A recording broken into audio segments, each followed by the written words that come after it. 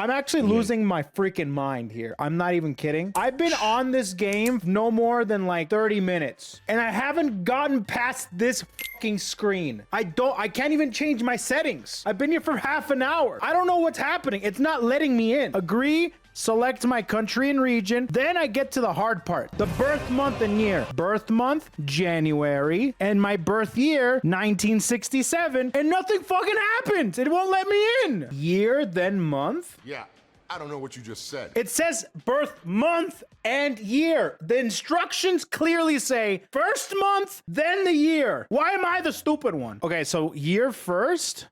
Success! Anyways, we're playing the horse racing game. It's actually been out for a long time, but it recently came out for America. And a lot of people are very much into it. And considering my history, my family's history with horse racing, I thought it would be, I mean, it's only natural for me to play this game, really. I think this game is meant for me as a weeaboo Puerto Rican.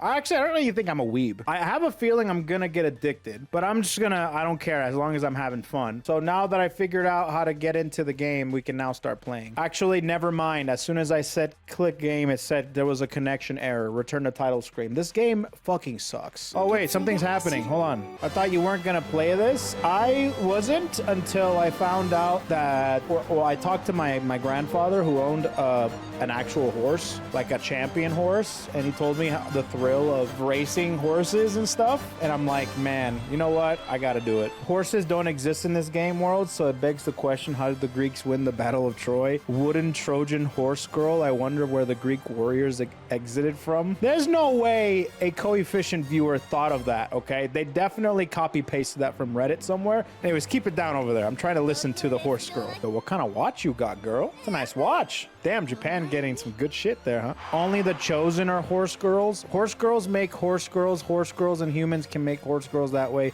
Mostly it's humans. All right, entertain this notion for me. So is there horse guys? No, only girls? Are there guys in general? There are guys. All right, let me get this straight. So horse girls can make horse girls. No, horse girls and humans can make horse girls. Okay. I see. Another thing I heard about this game was the fact that they are based off of real horses. And some of them were male, some of them were female, obviously. There's a way to differentiate depending on where the accessory is. Okay, so who's the main character? Which one's Uma? Oh, Uma means horse. Special Week is the main character of season 1. So are these all the characters? Narita Brian, Symboli Rudolph, Matikane Fukitaru, Agnes Tachon, Haru Urara.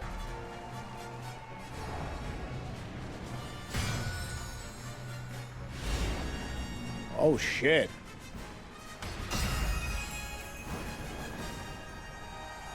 I'm liking this game already.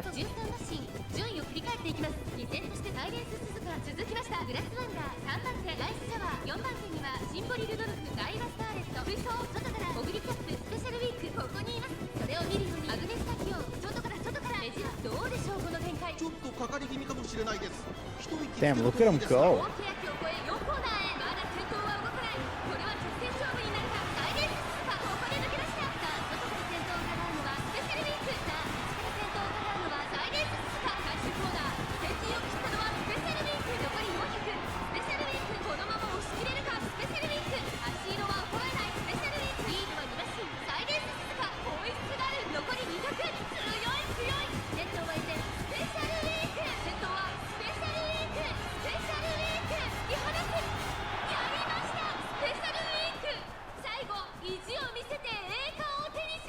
Dude, that was a cool-ass cinematic, dude. If the game is like this, I'm hooked. Okay, so I wanted to ask a question, okay? Before we roll, for those of you that know, you know, right? But I also want to know which horse is the most similar to my grandfather's horse. Let me show you how my grandfather's horse ran. So for those of you that don't know, let me TLDR this, okay? My grandfather had a horse called VersetJet, and VersetJet won El Clásico del Caribe in 1993 in Puerto Rico, which which is a race that they bring in all sorts of horses from Panama, South America, the Caribbean to race in Puerto Rico. And VersetJet won that. And he's the only horse in history to win that race, which you can only race when your horse is at 3 years old. And the race in 1994, which is called Copa Confraternidad, which is another big race that is participate with horses 4 years or older. He's the first horse in history that has ever done that, and it still has not been another horse to do that. This is how my grandfather's horse ran. This is actual footage from my grandfather's horse in 1993. My entire family was at this race. I talked to my grandfather, and he told me that this horse was an asshole. He was a cocky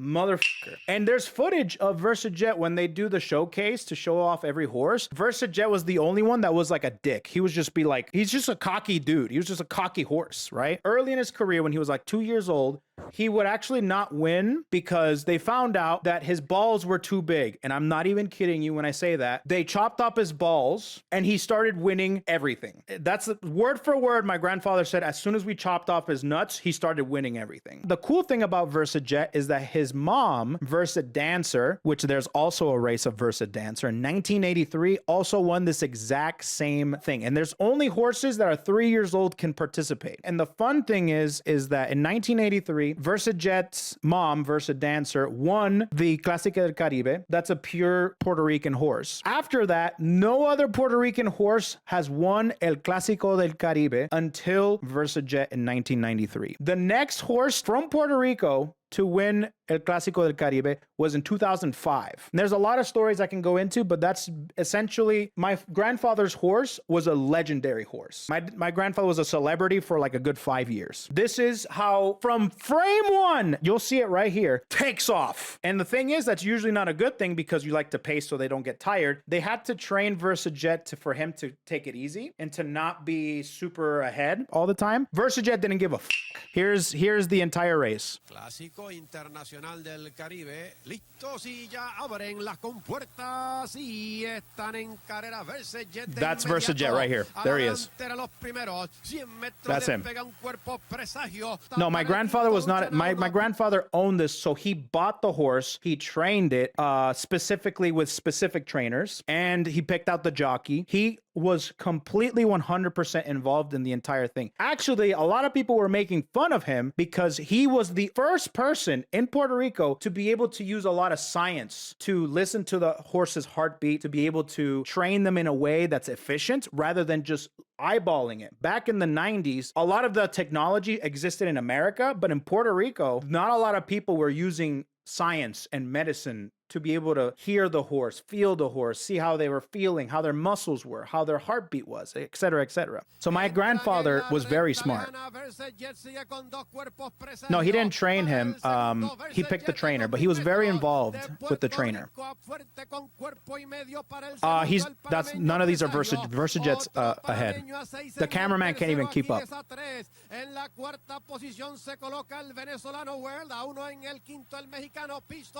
By the way, VersetJet was not the favorite. The favorite was to win was a horse called World and a horse called Achilles. And these are both of them. Started off in front, stayed in front. He was just booking it.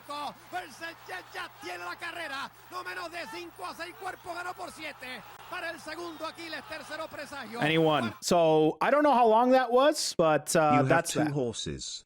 Personality-wise, Gold Ship as a front runner, Bakushin or Silence Suzuka. Bakushin or Silent Suzuka. Actually, the other one was this one. This is the year after. And the funny thing about the year after and VersetJet was the fact that they were using strategies versus VersetJet. VersetJet was a very prideful horse. One of the things that they would do, this is coming straight from my grandfather's mouth. They would use these things called suicide horses, which what it is, if you don't know about horses, whenever they run next to each other, they always want to push themselves, even if they're exhausted, to be able to get ahead. It's just natural. So what they would do is other people would get other horses that were also good, and they would run neck and neck with the top horse to be able to tire out the leading horse, to be able to push them and may possibly even hurt them or something like that. They employed this tactic in this race. You'll see it right here. Same exact way he takes off.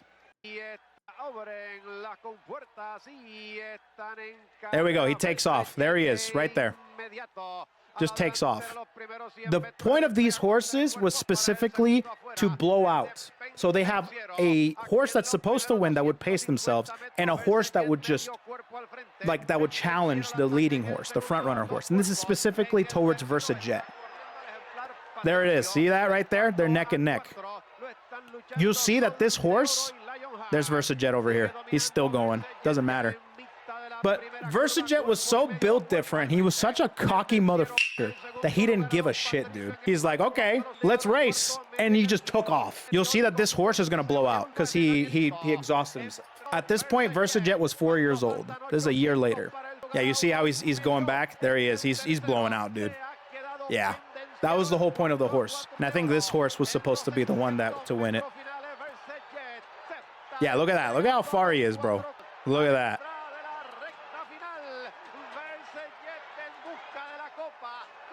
Yeah.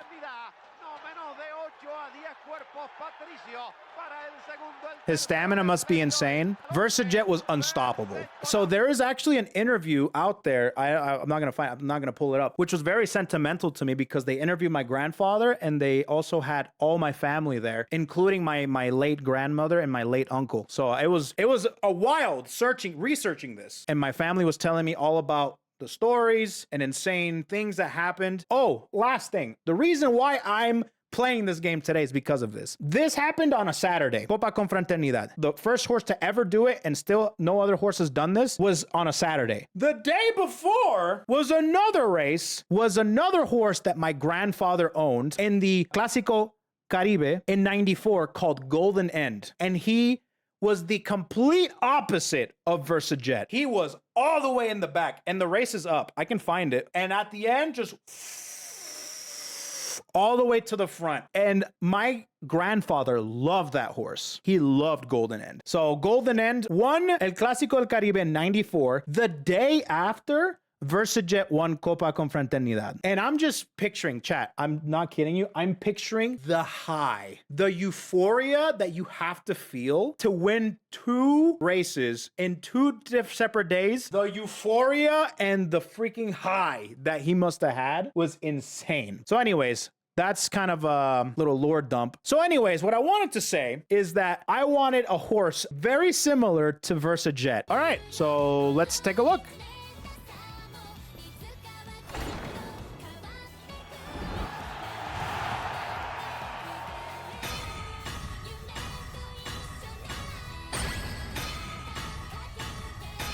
That was a 3-star, right? Sakura, Bakushin, nice nature. That is the craziest name, dude. Megito Ryan. Who's you? Oh, is that Bourbon? Oh. Yo, she has gear shifts? No, Marun Zeski? Ooh, she looks cool. Super Creek. Nice nature. Oh, shit. Damn. Who's this? What the hell? Super Saiyan? Oh, goody Cap. Oh, shit. Nice. Oh, shit. You guys upset? You guys okay? The chat's over there fucking crashing out. You guys said that this game was free to play friendly, and I think you guys meant it. Marun Zeki is similar to VersetJet overall. No way, really? Oh, then I'm set. I don't need anybody else. I have Marun Zeki, which is VersetJet. What am I getting? Let me know if this is good. Takamo Cross. Meh.